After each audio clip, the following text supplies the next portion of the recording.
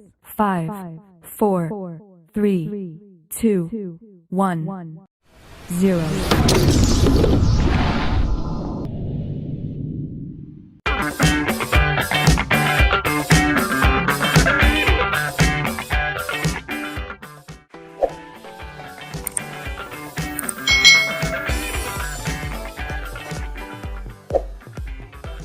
Hai, selamat datang di channel YouTube Kak Citra. Apa kabar adik-adik semuanya? Kak Citra berharap kalian dalam keadaan yang baik, sehat, dan siap untuk belajar ya. Hari ini kita akan belajar bersama-sama untuk mata pelajaran tematik kelas 4. Kita belajar di tema 4, berbagai pekerjaan, subtema 3, pekerjaan orang tuaku, pembelajaran yang keempat. Mari adik-adik kita belajar bersama-sama. Tahukah adik-adik pekerjaan seorang kepala desa adik-adik? Nah, kalian pasti kalau tinggal ya, mau ditinggal di desa, di kota, itu ada kepala desa atau lurah. Nah, hal-hal baik apa saja yang bisa kita contoh dari mereka? Mari kita pelajari bersama-sama. Pak Tulus bekerja sebagai kepala desa di Desa Serehwangi. Pak Tulus ingin warga desanya mempunyai rasa persatuan dan kesatuan. Ayo kita cari tahu cerita tentang Pak Tulus. Pentingnya budaya tegur sapa. Senangnya tinggal di Desa Serehwangi. Kedekatan hubungan antara warga membuat mereka saling menjaga. Tidak semua warga Desa Serehwangi merupakan penduduk asli. Sebagian warga merupakan pendatang. Mereka masuk ketika kampung ini dibuka sebagai wilayah transmigrasi.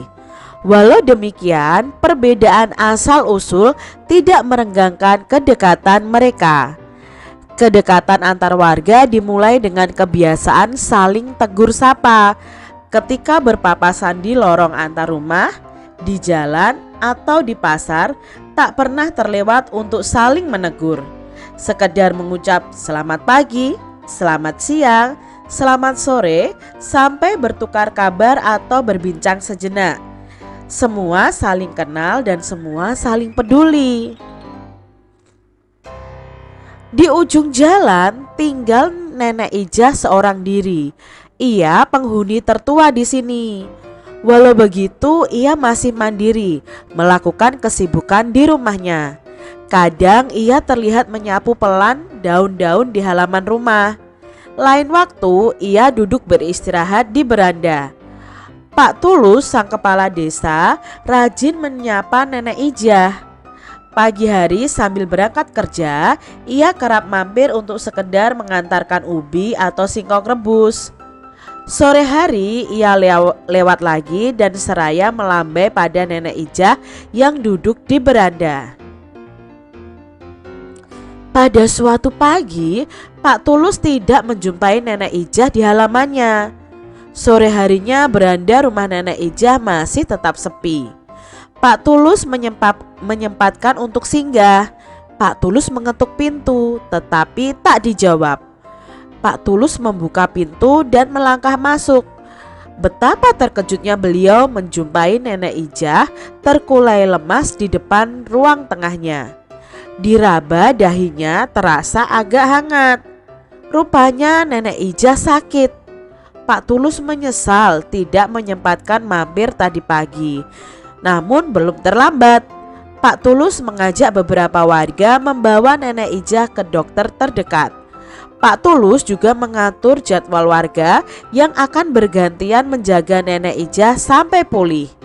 Tidak ada warga yang menolak loh adik-adik. Semua sukarela membantu. Mereka tahu kelak suatu ketika mereka dalam kesulitan pasti akan dibantu. Nah, budaya tegur sapa menjadi perekat warga.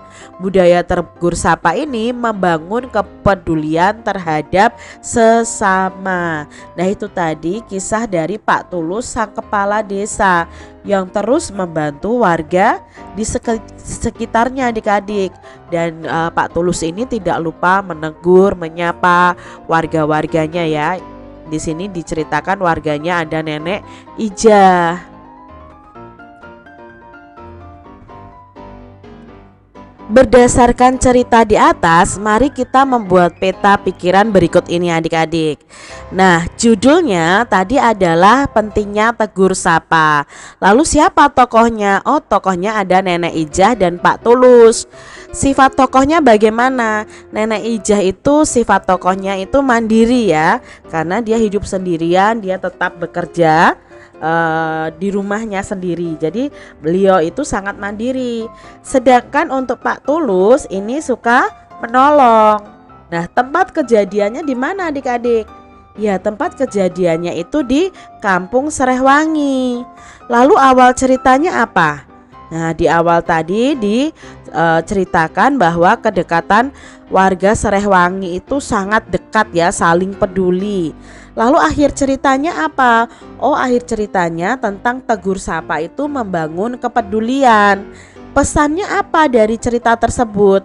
Nah, pesannya itu kita harus saling membantu dalam kesulitan. Kita harus mau saling tegur sapa. Itu pesan moralnya. Berdasarkan cerita di atas, apa saja sih hal-hal baik yang bisa dicontoh dari Pak Tulus? Nah, yang bisa kita contoh pertama adalah Pak Tulus ini peduli terhadap kesusahan yang dialami warganya. Lalu Pak Tulus ini ikhlas menolong warganya. Dan Pak Tulus ini sering mengunjungi warganya. Ini hal-hal yang baik yang bisa kita contoh dari Pak Tulus. Apakah Pak Tulus sudah mengamalkan sila ketiga Pancasila? Tentunya sudah adik-adik. Apa alasannya? Pak Tulus ini selalu menjaga kerukunan warganya, meminta warganya untuk saling peduli, saling menjaga kerukunan, menjaga persatuan. Maka di sini Pak Tulus ini sudah mengamalkan sila ketiga. Lalu apa sih hal-hal baik yang bisa kita contoh dari warga Kampung Serehwangi tadi? Nah, hal yang baik yang kita bisa contoh adalah perbedaan asal-usul itu tidak merenggangkan warga Kampung Serehwangi. Mereka selalu menjaga kedekatan mereka.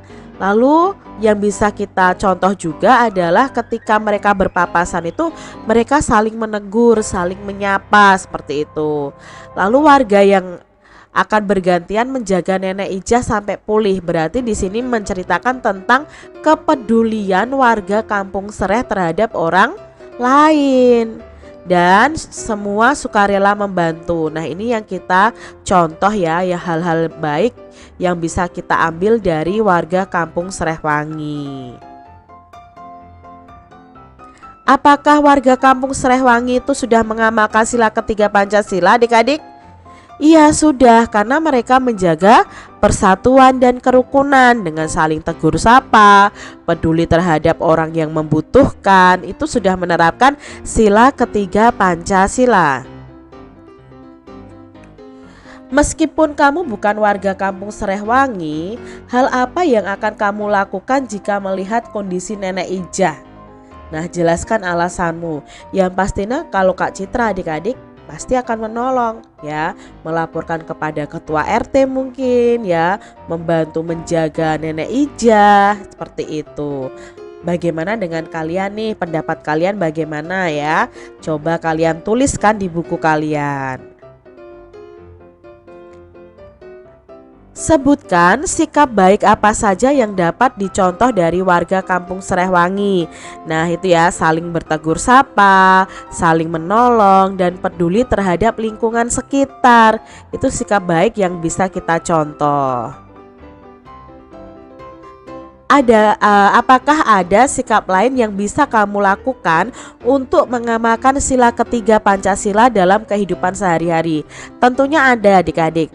Nah, sila ketiga sendiri itu simbolnya adalah pohon beringin ya, bunyinya Persatuan Indonesia.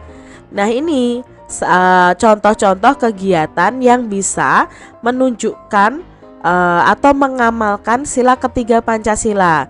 Yang pertama, bangga dan cinta terhadap tanah air dan bangsa, rela berkorban demi kepentingan bangsa dan negara, mengembangkan sikap saling menghargai, membina hubungan yang baik dengan semua unsur bangsa, lalu memajukan pergaulan demi peraturan bangsa, menjunjung tinggi persatuan dan kesatuan bangsa, serta mengutamakan kepentingan bangsa di atas kepentingan pribadi atau golongan.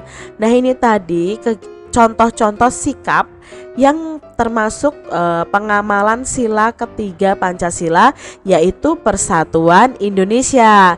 Coba adik-adik terapkan ya dalam kehidupan kalian masing-masing.